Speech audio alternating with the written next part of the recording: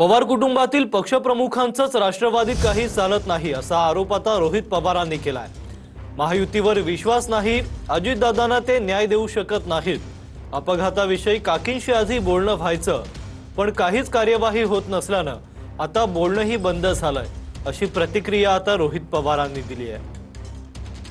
पवार परिवारातले जे लोक पक्षप्रमुख म्हणून तिथे आहेत त्यांचं खूप काय त्या पक्षात चालतं असं मला तरी वाटत नाही। महायुतीमध्ये काकी आल्या, त्यांचा पक्ष आला, सुरुवातीला बोलणं होत होतं, पण महायुतीकडनं काहीच ऍक्शन घेतली जात नसेल तर मग बोलून फायदा नाही, म्हणून बोलणं या बाबतीत तरी आम्ही बंद केलेलं आहे।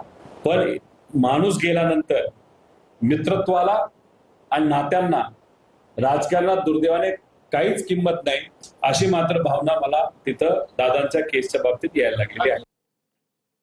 लोकल ट्रेनमध्ये किरकोळ वादातून मयांक लोहारची चाकू भुसकून हत्या करण्यात आली। लोहार कुटुंबाला फोनवरून उपमुख्यमंत्री शिंदेंनी धीर दिलाय। मयांकला न्याय मिळवून देऊ असं आश्वासन आता शिंदेंनी मयांकच्या वडिलांशी बोलताना दिलंय।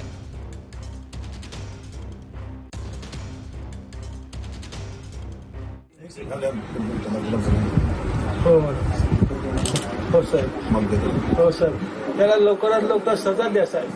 त्याला फाशीची सजा द्या साहेब। माझ्या मुलगाला त्यांनी ठार मारून टाकले साहेब, तुम्ही बघितलंच आहे। मग नाही तेच मला त्याला फाशीची सजा द्या, सगळ्यांना पब्लिकला कळवा। एका मुलाला मारलाच, एका बाबाला, आईच्या सगळं संसार खतम करणाऱ्या माणूसला फाशी दिली, म्हणून तुम्ही त्याला फाशीची सजा द्या मला। हो हो हो साहेब, ठीक आहे साहेब।